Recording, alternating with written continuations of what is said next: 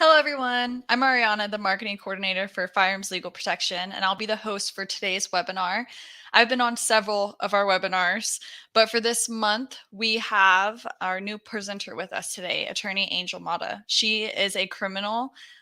She's a criminal defense attorney practicing throughout North Texas. She's not a criminal, but she's a criminal defense attorney practicing throughout North Texas. And she has been attorney for 13 years. She graduated from SMU Dedman School of Law in 2009. And after graduating law school, she went on to prosecute in both Dallas and McLennan counties.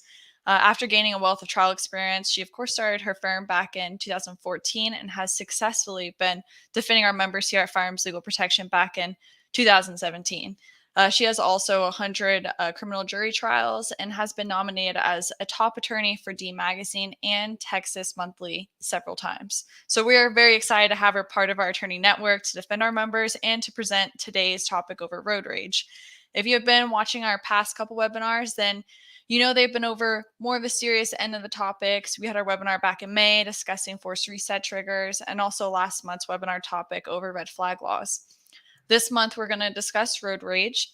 Humans have kind of evolved to have a fight or flight response, which can sometimes cause a reaction of road rage for some people, not all. Thankfully, I'm not a road rager myself, but I know some. So from what I've learned from research, if you break down road rage, it can be very psychological, but sadly, last year was one of the worst on record for road rage shootings in the US, which makes this a pressing topic and why we have Angel here for today's webinar. Again, thank you all for watching this webinar and joining us, where Angel is going to be discussing road rage, statistics, how to avoid being a road rager's target, and much more. We'll have a Q&A portion at the end, so make sure to leave any questions or comments in the section, whether you're on Facebook or YouTube. So now here's the part you're all here for. I'll pass the mic on to Angel to get us started. Perfect. Thank you so much, Ariana. I'm really excited to be speaking on this topic. And like you discussed, road rage incidents has increased wildly in the last few years, especially with the pandemic. And we'll get into that a little bit more, but I think this is a really important topic because most of us have gone back to work and we're out there driving and we're having to deal with not just aggressive drivers, but road ragers when it becomes violent. So I want to make sure that the members are staying safe and that we can try to avoid deadly incidences or any incidences at all. So I'm going to start off with just talking about what is road rage. Pretty common sense stuff. I think many of us, including myself, can probably agree that maybe we've done one or two of these in the past, if not today. And these are just different things that we see and what road rage involves. Incessive honking, yelling, bright lights, aggressive driving, bumping vehicles, blocking vehicles, cutting off other drivers, blinking lights, throwing stuff, shooting the finger, which I may have done a couple times, confrontation, amongst other things. Just maybe, I think a week ago here in, maybe it was at the DFW area, I did see a lady she said that she was blinking her bright lights at another vehicle because they had their lights off, and they passed by and they shot her. Road rage incident, and that just happened a couple weeks ago. There wasn't any other incident that took place except her blinking her bright lights. So what we're looking at here is when aggressive driving, which some of us may or may not do, but when aggressive driving becomes violent, that's when the road rage occurs. So that's what it is. So let's go on to the next slide. And like we were discussing, in the last few years, because of the pandemic, the incidences of road rage have increased dramatically. In Houston alone, in this last year, they have put together a task force to deal with that. And if I'm not mistaken, the Dallas Police Department has done so as well. We saw one of the most deadliest years last year in terms of road rage here in Dallas, the city of Dallas. So they have, I believe they put together the numbers. It just came out recently. That 45 people were wounded and 11 people killed last year in road rage incidences. The mayor of Houston has indicated, he said in the past, people would just curse at one another, throw up the finger, and keep on moving. But that's not what we're seeing nowadays. That's not what we're seeing anymore. There aren't any real statistics that we're seeing through NHTSA, which is the National Highway Traffic Safety Administration. They're usually the ones that put together the statistics. So there's not really anything solid out there, but we do have a couple nonprofits that have gathered some data across the country and come up with some numbers. And what they're saying, at least in 2019, we had 500 people across the US that were killed or injured in road rage incidences. In Austin last year, there were 160 episodes of drivers pointing or firing a gun. So you're looking at every 2 days in Austin alone where people are pointing guns at other drivers. So these statistics are very alarming. Each one of us gets on the road every day. We want to get to our place safely, and we're having to deal with avoiding aggressive drivers, road ragers, and just people that drive poorly, and we're trying to get there as safely as we can. So let's talk about how we can stay safe and try to avoid a road rage incident. These tips here, they come from the Texas Department of Transportation. I just took it directly off their website. So I'm going to go through some of these, and a lot of them, like I say, are pretty common sense. They're also very important things to remember as we get on the road and we're dealing with people that are driving aggressively, people that are a little bit more angrier than they need to be, and getting involved in road rage incidences. So obviously, stay calm, keep your own emotions in check. If they want to be the aggressor, let them be the aggressor, not yourself. So you need to stay calm, keep your emotions in check. And then also, one of the things that I think get people kind of really agitated on the road and have increased anxiety and frustration, which leads to this aggressive driving as well as the road rage incidences, is not planning ahead. So make sure you plan ahead, anticipate delays so that you're not having to drive aggressively and going in and out of traffic to try to get there on time. So plan ahead, anticipate delays so that you can get there on time. You don't have to rush to get to your location. Focus on your own driving. Be cautious and considerate. When somebody's trying to merge into your lane, common sense, let them in. They may merge in at the last second, happens all the time, every day. For your purposes, if you want to avoid a road rage incident, be considerate, let them in. We know nowadays a lot of people aren't using their blinkers. It's one of the biggest pet peeves that I have when somebody doesn't put their blinker on. I don't want to let them in. But we got to be considerate, let them in, because we want to get from point A to point B. Avoid creating a situation that may cause provocation. So look out for how you're driving before everybody else.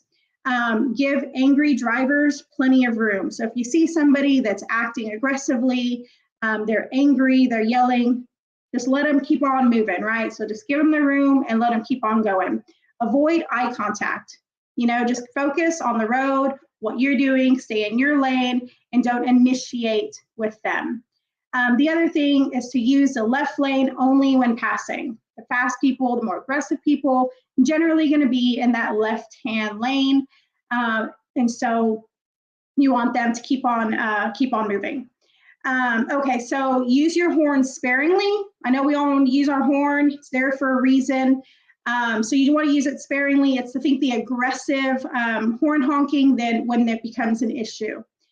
Don't tailgate or flash your lights behind someone, and don't make inappropriate hand gestures. Look out for your own safety. Now, if you do get involved in any sort of incident involving an aggressive driver, someone that you're a little concerned about in their road rage, make sure that you are calling 911, okay? Make sure you stay on the line with the operator, give them the description of the vehicle. Like I said, a lot of these things are pretty common sense, but they're also things we want to implement when we are driving to try to avoid a road rage incident and not to exacerbate the situation when you have an aggressive driver, and not to make things any worse than they are. All right, backseat drivers. I'm sure we've all had one. Sometimes it's not us, it's our passenger. Or it's the person in the back seat that is engaging with somebody. And so the biggest thing on this list is to give them something to do. Just give them something to focus on Hey, what are the directions? Hey, change the radio station. You also don't want to criticize or yell at them. So if they're already angry, you don't want to be angry in response back to them, because that just exacerbates the situation, makes things worse. So you want to talk to them in a very calm voice, stay cool and collected yourself, so they don't escalate the situation with somebody else, or just to keep you from distracting you from when you're driving. And also let them know how the aggression is making you feel. Hey, I cannot drive when you're yelling at me, right? Okay, so you may want to just let them know how it's affecting your ability to drive, how it's making you feel, and hopefully their aggression will go down. The other thing is, you want to drive defensively and not aggressively. So if you have a backseat driver, it's upset, calm your driving, don't drive aggressively, don't go in and out of traffic, honking your horn. So they want to react with your reaction, okay? So make sure that you just drive in a normal manner, defensively, okay? And again, give them an outlet of control. Give them something to do. All right, so here's where I come in. So in the last few years, I've seen an incredible rise in road rage arrests. I represent multiple people. I have several cases pending right now with clients that are being charged with road rage incidences. And a lot of them are licensed to carry. They're lawfully carrying. They feel that they're within their right to carry, or that they were in the right to have reacted in the manner in which they do. And so unfortunately, in a lot of these situations, even though they felt as though the other person was the aggressor, pretty often they are being arrested anyways. With the rise of road rage incidences, they are going to arrest the person that has the gun. And it's what I'm seeing. Unless it's incredibly clear as to who the aggressor is. In most of these road rage incidences, it's going to be a he said, she said situation. So unless you have a camera on your dash, then it's going to be their word against yours. And you know that they're going to say, you started it. You're the one tailgating. You're the one cutting them off. You're the one doing this and that. And so it's going to be a he said, she said situation. And the police officers are most often going to arrest the person with the weapon. And so that's what I've been seeing recently.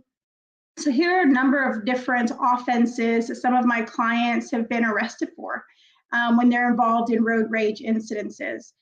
So we have disorderly conduct. Disorderly conduct is normally a Class C ticket, and that's going to be where somebody is yelling profanity in public, fighting in public, but also if you display a firearm in a manner that is alarming. I have a case right now where my client's being charged with a Class B disorderly conduct for having a weapon, and they said it was alarming. So they're getting charged with disorderly conduct. They're getting charged with deadly conduct. Deadly conduct can be a felony or it can be a misdemeanor. The other one that we're seeing is unlawfully carrying a weapon.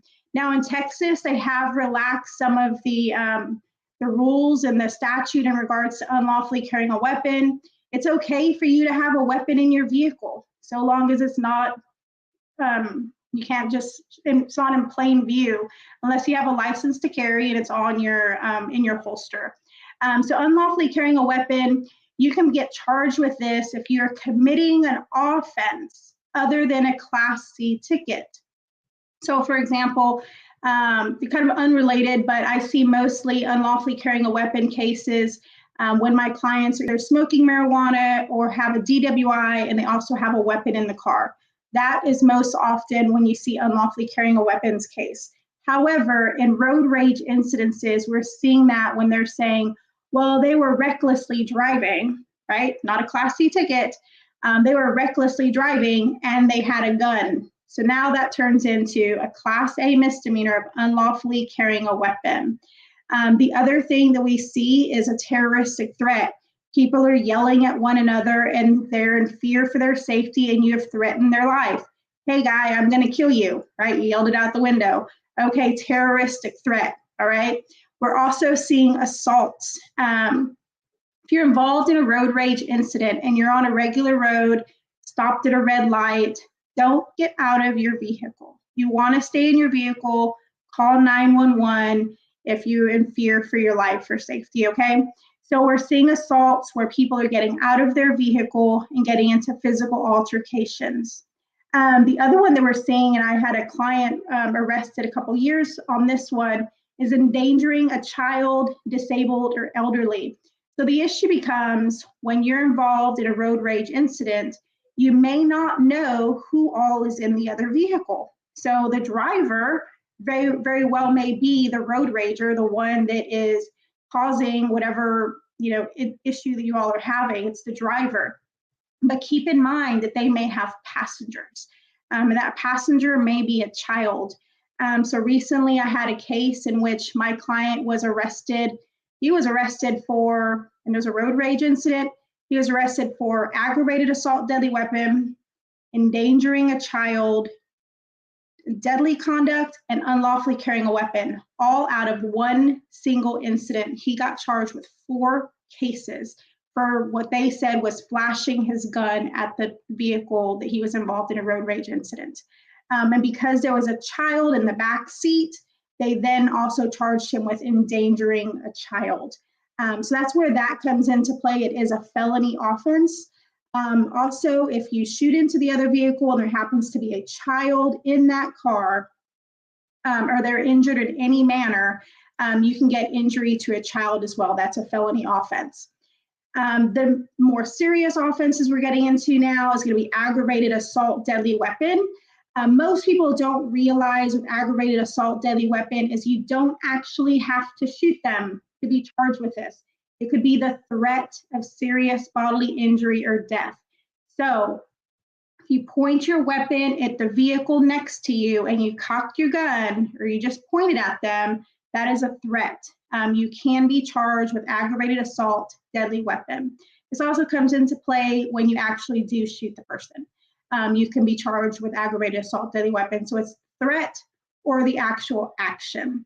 And then obviously, if you shoot the person and they die, you can be charged with murder. So these are all of the different types of offenses that my clients are being charged with. They're all very, very serious, from disorderly conduct, which normally is Class C, all the way up to aggravated assault, deadly weapon, and murder. And so when you're involved in an incident in regards to road rage, you just want to be extra mindful because there is going to be a police officer coming behind you and determining whether or not they believe your actions were lawful. And we'll get into a little bit about the investigation here in just a little bit. But I did want to get into some of the offenses that I'm seeing an increase of in regards to road rage incidences in the last few years. Okay, so this is the part that I'm sure everybody's here for, self-defense. When can I use self-defense? When can I use deadly force, right? If you have a weapon in the vehicle. So this is straight from the statute, so I'm gonna read it to you. This is the Texas Penal Code, section 931. A person is justified in using force against another when and to the degree the actor reasonably believes the force is immediately necessary to protect the actor against the other's use or attempted use of unlawful force. And I think the 2 most important parts here when you're reading the statute is, and I should have italicized it or bolded it, is reasonably believes, and the other one is immediately. So the question the police officer, the investigator, the detective, prosecutor, and maybe the jury and grand jury are going to ask, was it reasonable, right? Would a reasonable person, given the same circumstances, have done the same thing, right? Did the actor reasonably believe the force was immediately necessary? Did they have to protect themselves right that very moment, right? And so the issue becomes that when you're involved in a road rage incident, there's going to be a police officer, maybe just a patrol officer that comes, and does the initial investigation. And they're going to be the ones initially off the bat to determine whether or not they believe it was a self-defense issue. Then you might have a detective, then you might have a supervisor. You can have all these different people going through and trying to determine whether or not your actions were justified. The other thing to keep in mind is you cannot provoke the other person against whom the force was used. So in almost all of my cases that I've gotten over the last few years in regards to road rage incidences, my clients have always said, well, it was the other person that started it. But then they also come back and say, well, then I did this. Well, he cut me off, so then I cut him off. Well, he was tailgating me, so then I started brake checking him. So you want to make sure that you aren't provoking the other person. Now, just because they tailgated you and you brake checked them, is that provocation? Probably not. But you just have to be very mindful that there's going to be a third party that's going to be looking in at your actions and determining whether or not you provoked that other person through your actions, whether that was you're responding to them by tailgating them, cutting them off, brake checking them, flashing lights at them after they cut you off. So you just want to make sure that you act responsibly as well. So make sure that you don't provoke them. This is right out of the Texas Penal Code. The other thing is you are not justified in using self-defense in response to verbal provocation alone. So if somebody says to you, has some choice words, you roll down your window and you're yelling at one another, just because he called you an ugly word doesn't mean that you can defend yourself against that. So you have to be very mindful that you can't shoot somebody for them calling you words and calling you names. So it is not justified in response to verbal provocation alone. One of the other things in regards to self-defense that gets kind of muddled is that you don't have to retreat. And that becomes a little bit, a little different when it is involving road rage, because normally you'll see situations of self-defense, out in the streets, maybe at a store, in your home, where you're defending yourself. Let's say it's in your home and somebody breaks in, right? You have the right, obviously, to defend your home and your property and yourself. You do not have to retreat. You don't have to run to the other room. Just because you're standing next to the back door when somebody breaks in doesn't mean you have to leave your own home. So you have the right to defend yourself. It gets muddled when you're involved in a road rage incident, because you're in a vehicle, they're in a vehicle, right? You don't have to necessarily retreat, but that's going to be something that the detectives and the police officers will be taking into consideration. So, you're involved in this road rage incident and you had to defend yourself. Well, why didn't you just drive away? They're going to ask, right?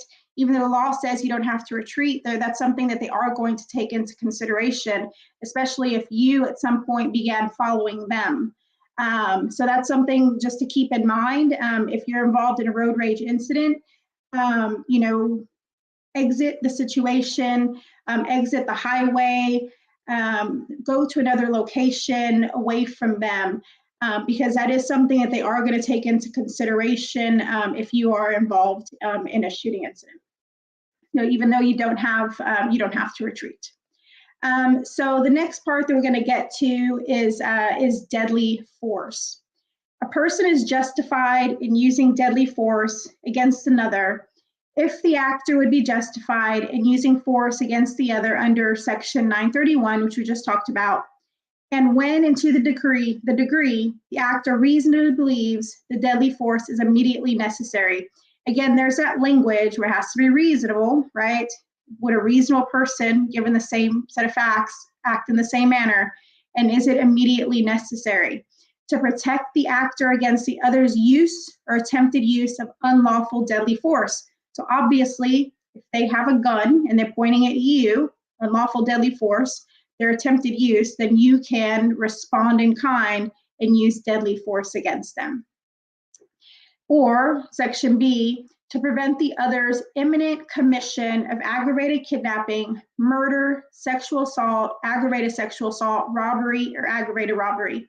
Now, obviously, the part that is relevant here in a road rage incident, if you're trying to prevent the other person from murdering you, obviously, then you can use deadly force. In road rage incidences, you're not necessarily going to see You're not going to have to protect yourself from aggravated kidnapping or sexual assault or aggravated robbery, but obviously murder. There was a couple other parts of the code. I have my code book here that I think were relevant to road rage incidences, and that is that it is presumed, there's a presumption here, it is presumed to be reasonable. So your actions of deadly force are presumed to be reasonable if that other person attempted to enter unlawfully into your vehicle. So let's say, for example, you're at a red light and the road rager is right behind you, and he gets out of his vehicle and he comes to your vehicle and he tries to open your door, right? He tries to enter your vehicle, then you have the right to use deadly force. So let me repeat that again. So under section 932 of the Penal Code, it says, it is presumed to be reasonable if that other person unlawfully and with force attempted to enter into your vehicle, right? That's section 1A. 1B, it says, unlawfully and with force removed, was attempting to remove you from your vehicle. So if they open the door and they try to get you out of your vehicle, then you can use deadly force. So one of the things that I would say is when you're in a vehicle and you're stopped and the other person is stopped and they get out of the vehicle, what you need to be looking at here is their hands, right? They have a weapon in their hands. If they have a weapon in their hands, say a gun, bat, something like that, if you reasonably believe that you're in imminent danger of death, then you can use deadly force. You can use self-defense. Are they trying to open your vehicle? But you have situations, and I know there was a question that somebody submitted early where there was a gentleman that got out of his vehicle in a road rage incident. He got out of his vehicle, walked up to the road rager, hands in the air. He started yelling at him, "Man, what the F is your problem?" Right? So here you have, I think he was 47, 49-year-old man involved in a road rage incident in the vehicle with his wife. They get to a stoplight. He gets out, "Hey man, what's your problem?" Right? So the other person in the vehicle, 79-year-old man, shoots him dead, right? Got arrested, got convicted of murder. And why is that? One, this wasn't Texas, but if it was Texas, he wasn't trying to get in the vehicle. He wasn't trying to remove him from the vehicle, and he didn't have a weapon in his hand. He did not have a weapon in his hand. So it's not presumed to be reasonable. And so this person that shot this other individual involved in a road rage incident was convicted of murder, and the upper courts did find that was right. So they did not overturn it. It was affirmed. And that was just recently. So that's something for you to keep in mind. Another kind of helpful hint that I've told people that are involved in these sorts of incidences is, one, call 911. If you're in fear for your life, say the person is following you, make sure to call 911, give them a description. Depending on your area, hopefully the police officers can get to you pretty soon. The other thing is, especially if you're from a small town or you're in your own neighborhood, always know where the nearest police station is. Know where the nearest fire station is, so that if somebody does begin to follow you, you know where that police station is. So get to that police station, get on the call with 911. Get to your closest fire station if that's going to be closer to you. So those are things for you to keep in mind. Where are these locations so I can get to them if somebody does begin to follow me? Just because somebody's following you doesn't necessarily mean that you're in fear for your life, and so you can't just shoot them. All right, so let's move on just a little bit. All right, and so we had been talking about the unlawfully carrying a weapon types offenses and when it is legal to carry. So I'm going to go through this. This is pretty recent. The Texas Motorist Protection Act, House Bill 1815. It says that any law-abiding Texas resident has the right to legally carry a handgun inside their motor vehicle without a license to carry, right? So even if you don't have a license to carry and you have a weapon, you have a gun, you're allowed to have it in your vehicle. So long, there's going to be a couple exceptions here. So this allows vehicle owners to protect themselves from thieves, carjackers, armed robbers, etc., while driving. But you have to keep in mind that if you do not have a license to carry and you have a weapon in your vehicle, that weapon must not be in plain view. What that means is you can't be driving around with the gun on the seat next to you, right? So let's say, for example, you get pulled over, you do not have a license to carry. If a police officer peers in your back seat, peers in your front seat, and you have that weapon in plain view where he can see it, even if it's just a part of the gun, then that is going to be considered unlawfully carrying a weapon, and you can be arrested. Now, if you have a license to carry, it's okay. You can have it in your holster. All right, and you cannot, so the second part here is you cannot be engaged in a criminal activity outside of a Class C ticket. As I explained earlier, the most common, which probably doesn't apply to most of you, but the most common way that we're seeing, well, most of my clients that are getting arrested for unlawfully carrying weapons cases is if they're in the vehicle, there's a smell of marijuana, or they have marijuana, or they're driving while intoxicated and they have a vehicle, or if they have a gun somewhere in that vehicle. Even if that gun is locked up. I recently had a case where my client had a DWI and the gun was under lock and key.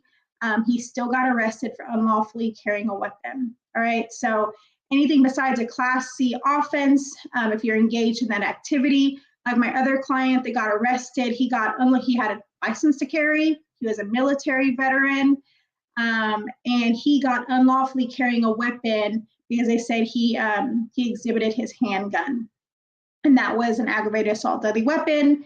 Now it made that weapon illegal, and he got unlawfully carrying a weapon as well. You also have to ensure that you're allowed to carry a weapon under federal law.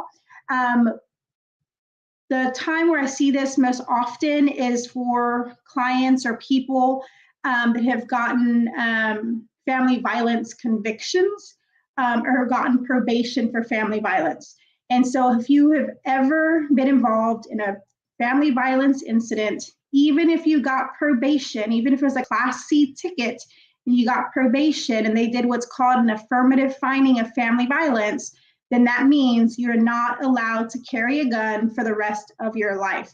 And it is prohibited under federal law. So if you've ever been involved in a family violence incident and you're not sure whether or not you can carry a gun, you may want to go back and look at your paperwork to make sure you don't have what they call an affirmative finding of family violence. Also what they call an AFFV, make sure that's not on your paperwork. Otherwise, you will be arrested for unlawfully carrying a weapon. And then I'm sure this doesn't apply to anybody in here. You're not a member of a criminal gang, and you cannot carry a weapon in Texas, all right? You're involved in a gang. All right, so here's kind of where I come into play, the investigation process. We talked about this just a little bit. If you're involved in a road rage incident in which you have to pull out your firearm, whether that's displaying it, whether it's pointing it at somebody, whether it's shooting at somebody or shooting that person. If a firearm has been displayed in any manner, then the police are probably going to be called by that other individual or somebody that has witnessed it on the road. And so here comes the investigation. So I want to go through the investigation part with you. What's really important for you all to keep in mind that even if you're in the right, even if this case gets thrown out 6 months down the road, even if you are found not guilty by a jury of your peers, you have that arrest. This could mean the difference between you having a job and not having a job. Most of my clients, not all of them, but a great deal of them, when they get arrested after these road rage incidences, they lose their job. And a case may be pending, a road rage incident case may be pending, waiting for a trial for 2 years. I had a gentleman that was involved in a road rage incident. It was right around the beginning of the pandemic. And he sat in jail for 18 months because he couldn't make bond. 18 months he sat in jail waiting for his day in court for a road rage incident. So keep in mind that, if you're going to use your weapon or display your weapon, you truly are in fear for your life or safety, and that it is immediately necessary. Because You may be cleared in the long run, but keep in mind during that period of time, and what most law-abiding people don't realize is that as soon as you are arrested, that arrest is going to go onto your criminal history, right? So sheriff's departments have a legal obligation when somebody is arrested to input that information to a database. They send that arrest information to DPS. Let's say you're in the middle of trying to find a new job, right? You're about to apply for this new job. You've been arrested in this road rage incident. You're waiting for your trial. You're innocent until proven guilty, right? We all know that. But you are likely not going to get that job. It is on your criminal history, and it will remain on your criminal history until you're eligible for an expunction to get it off of your record. And there's very limited times when you can actually get an expunction and get it off your record. Let's say you're arrested today for a road rage incident, and tomorrow the investigator says, oh, that was justified, we're not going to pursue it, we're going to drop the case. Well, you may have to wait another 2 or 3 years to get it expunged from your record, even though the case didn't go anywhere, even though they didn't legally charge you. It was just an arrest. It's going to go on your criminal history, and you have to wait 2 or 3 years to get it off of your criminal history. So that's just something for you all to keep in mind. That's kind of my spiel into the investigation and what I've seen as I've been working on these cases. So here's how the investigative process works if you're not terribly familiar with it. First off, it starts with a 911 call. In a lot of my road rage incidences, what I'm seeing is pretty often both parties are calling 911. Like I said before, it's pretty often going to be he said, she said situation. It's going to be one aggressor against possibly another aggressor. And they both pretty often think they're both in the right. And so you'll have 911 calls from both parties. Not always, but pretty often you will. So it's all going to start with the investigative process, right? And what they say, there's a kind of a saying in criminal law, the first person to call 911 is going to be the victim, right? Whose story do they get first? So you have a police officer that only hears one side of the story, hears one side of the story first. Pretty often they just assume or presume that that's the true victim. So just keep that in mind, that the second you feel as though your life is in danger or this person is following you, you get on the phone and you tell 911 you are in fear for your life. This person is harassing you, they're following you, maybe you think they have a firearm in their car. So make sure you call 911 if you have the ability to do so. And hopefully they can get some officers out to you pretty quickly. I had one incident where my client was on the call with 911, and so was the other driver. So we had 2 dispatchers, one over here and one over here, and they're like, hey, are you talking to that road rager? Oh, yeah, I'm talking to the road rager. Well, tell him to turn left. Well, tell him to turn right. Sure enough, this one went left, this one went right, because they were both on the call with 911 talking to 2 different dispatchers. So again, call 911 if you're in fear for your life or safety, or if they're following you or doing something aggressively like that. Now, once an incident has happened, especially if you've pulled out a firearm, you're going to have a responding officer. That responding officer is going to be the first one to try to determine whether or not your actions were justified. And pretty often, these responding officers aren't going to be like the head honcho. They're not going to be the detective that's going to take over the case. It's just going to be pretty often just a patrol officer that just happened to be closest to you. So you're going to have this responding officer. Obviously, if you're a Firearms Legal Protection member, call as soon as you get off the call with 911, you need to call the hotline for Firearms Legal Protection, and they could advise you from there. Because there's going to be times when you may not want to give the full story to the responding officer because we don't want you arrested, right? So number one, responding officer is going to come out there and it's going to be your word against theirs unless there is a a dash cam on your vehicle. If you do have a dash cam on your vehicle, keep in mind that the police officers are likely going to take it into evidence. I have a few cases where my clients did have dash cams, and they did take those dash cams and seize it as evidence. to try to use against them, obviously. So you have the responding officers, your word against theirs. The next part of it, depending on how serious this situation is, if somebody was actually shot, somebody was murdered, death occurred, then there's going to be a detective. You may go there immediately to an interrogation room. They're going to read you your Miranda rights. I almost always advise my clients not to talk to the police unless you have an attorney present. Even if you feel you're in the right, even if you feel you were justified, that it was self-defense, you always want an attorney there because you don't want your words to be misconstrued. A detective may have a way of getting you to say something or admit to something that you really don't mean, right? If you're in a high stress situation, you may have just shot somebody may be seriously injured, you may be injured yourself. You want to make sure that you have an attorney present.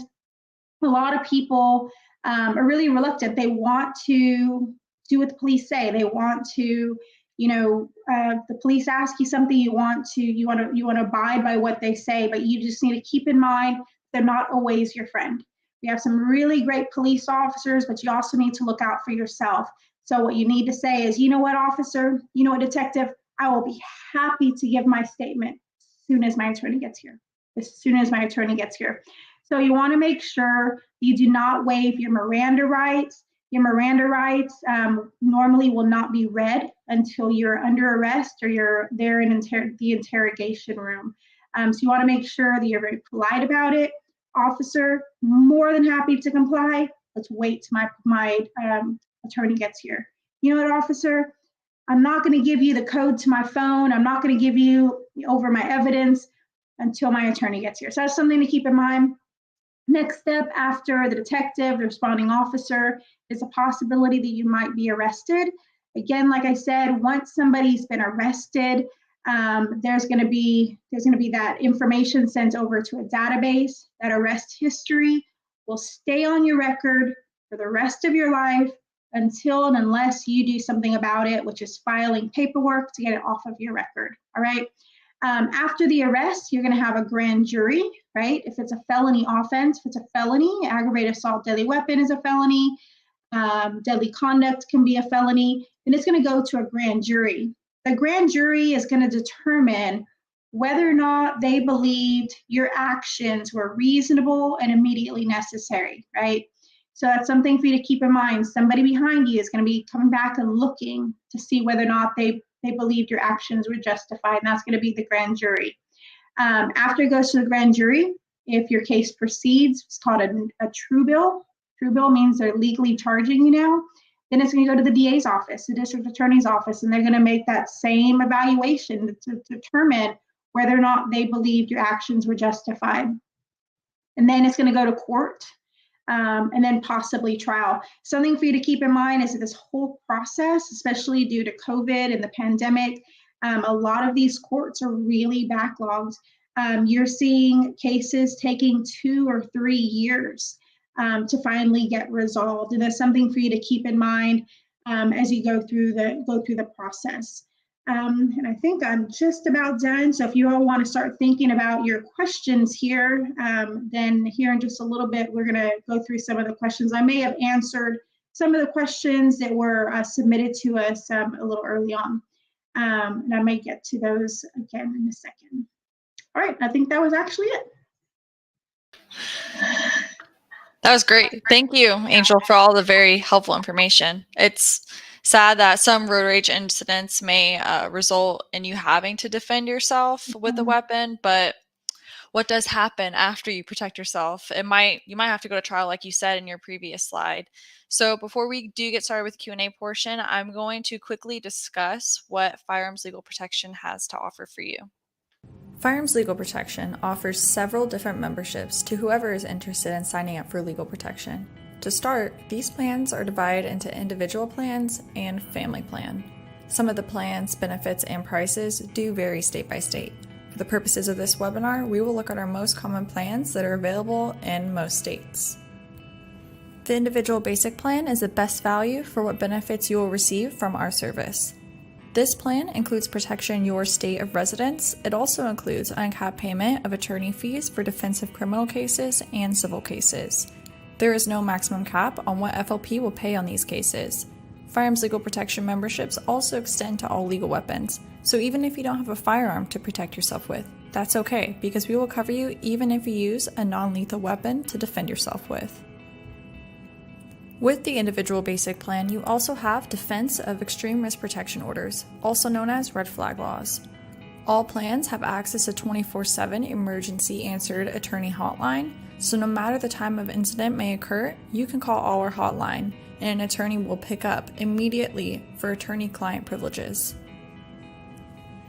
You also have access to the MyFLP mobile app and one of our recently added benefits, expungement of criminal record on non-conviction incidents, is also included as a benefit for all FLP membership plans. Members of all plans also receive access to digital content and special discounts. The next step up is the individual premium plan.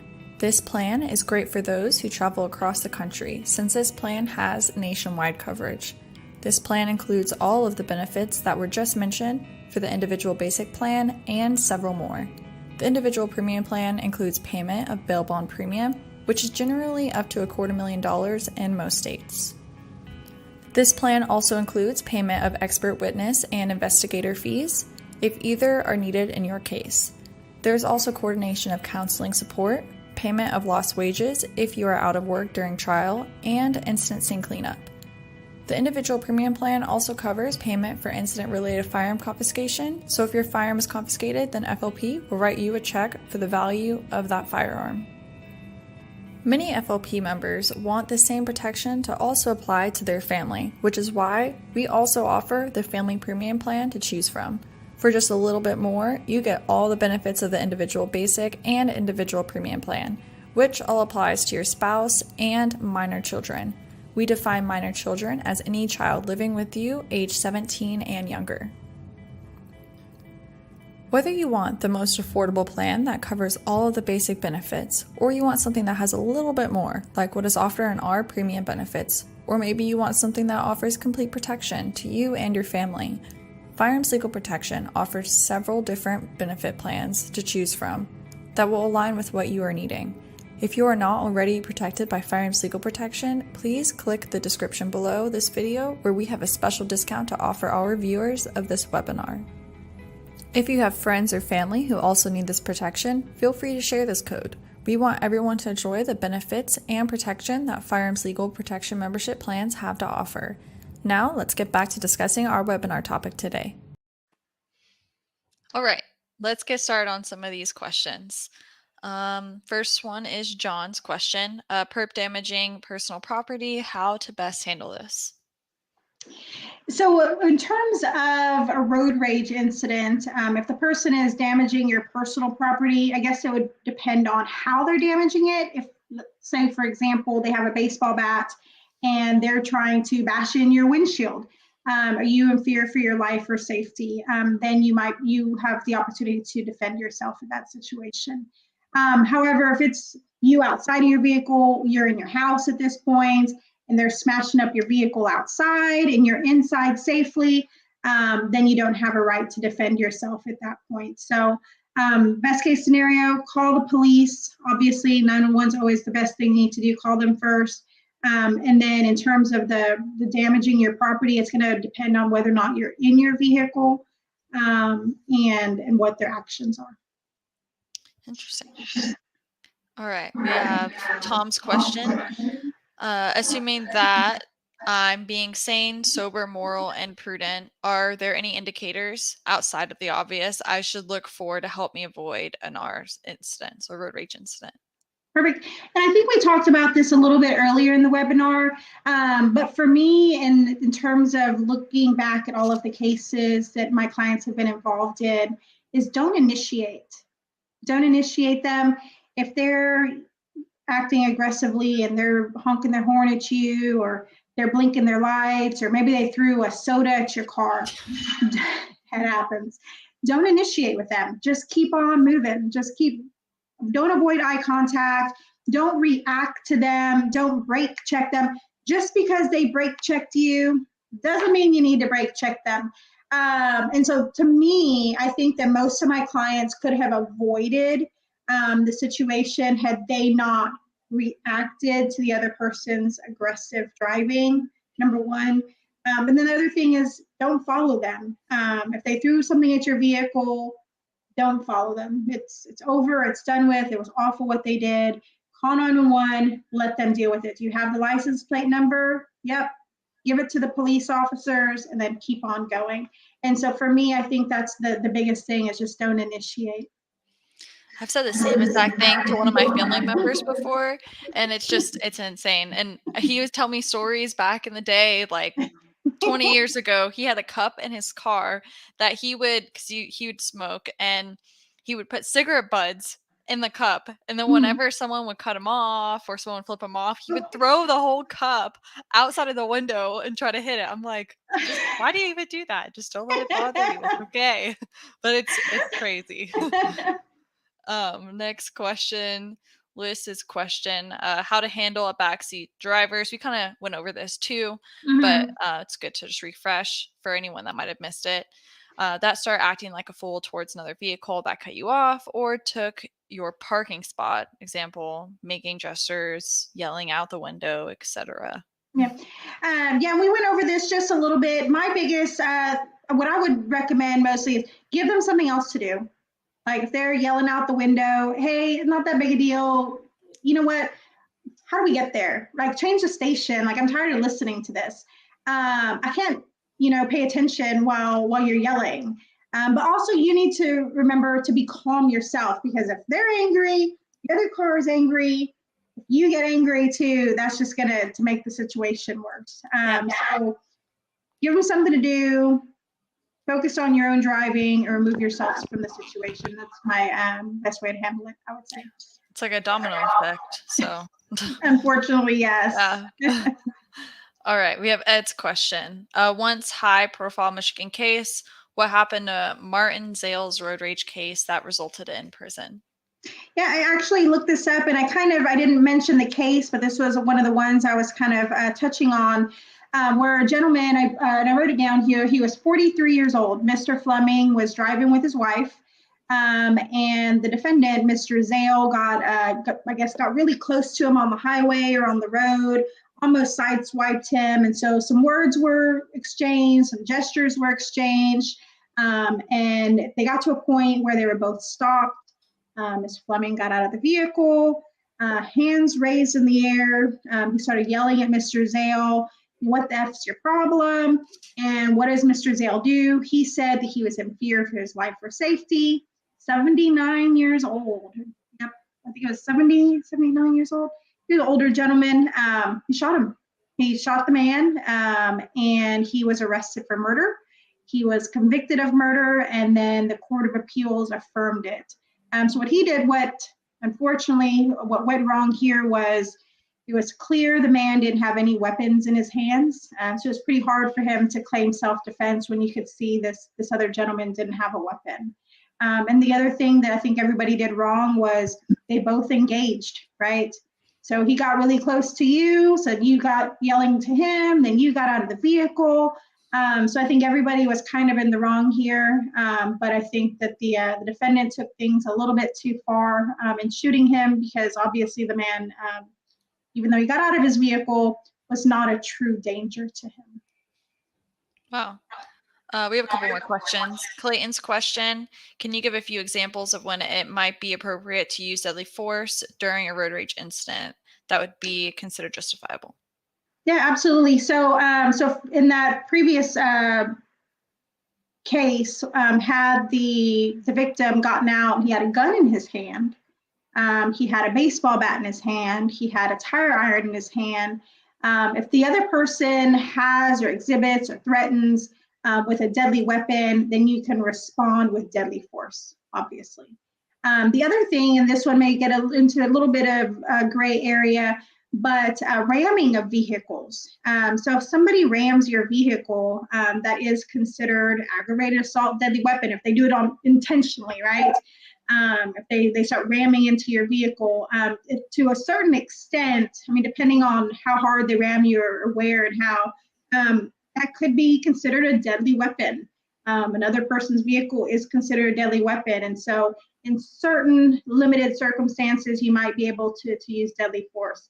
But just keep in mind that you have to believe that it's reasonably necessary and that it's immediately necessary to protect yourself. Wow. Bruce's question: how many of the road ragers who use their firearms are determined to be LTC holders? So there's no real statistics throughout the U.S. I did try to find some firm statistics either with DPS or Department of Transportation or even NHTSA, and they aren't really keeping numbers. A lot of the smaller jurisdictions like Houston, Austin, Dallas, they're keeping their own numbers. But what we are seeing, at least in my situations, most of my clients that have been involved in road rage incidences, they do have their LTCs. One of them was expired.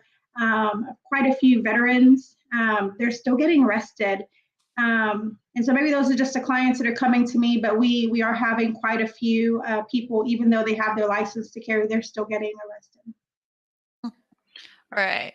Dee's question: if you're carrying legally but driving recklessly, it is considered unlawful carrying of a weapon.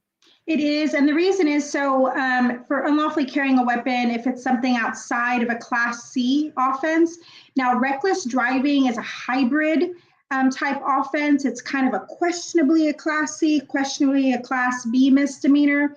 Normally, for a Class C offense, it is a fine-only offense. That's what a Class C is. Now, unlawful or reckless driving, you can face up to 30 days in jail, which makes it a Class B misdemeanor. So if you're recklessly driving, that is a Class B misdemeanor, and you have a gun on you, then it can be considered unlawfully carrying a weapon. All right, we have two more questions. Neil's question: what should you do if someone tries to shoot at you on the highway? Well, that's a very scary situation, but it's also a very realistic situation nowadays. So obviously, if you call 911, but you have to be very mindful that if you're on the highway and everybody's going 60, 70 miles per hour, right? Somebody's shooting at you and you have your weapon, you just have to be extra mindful. Are you able to shoot this person back and defend yourself while you're driving 60 miles per hour? Because if your bullet hits a innocent third party, you can be arrested. So you just have to be very mindful about, not having this shootout at 60 miles per hour. You may see it on the Fast and Furious, but in real life, it's not very realistic, right? So obviously, remove yourself, call 911. Obviously, you do have a right to defend yourself, but you have to be mindful that if you shoot somebody else, that you could be arrested for that, even though you're trying to defend yourself. All right, last question, Dee's question. I want to make sure I get this right. If you're carrying legally but driving recklessly, it is considered unlawful carrying of weapon. So it's kind of similar to Dee's. Well, actually, I think that copied on there. Well, I want to kind of explain a little bit more. So in terms of reckless driving, so there is a criminal offense of reckless driving. So if the police officer determines that your crime was reckless driving, that your aggressive driving was to such an extent that it was reckless and criminal, then it can be considered unlawfully carrying a weapon if you have a gun. Now, I can say that sometimes when I'm driving on the road, I may feel in my mind, okay, I'm driving a little recklessly, right?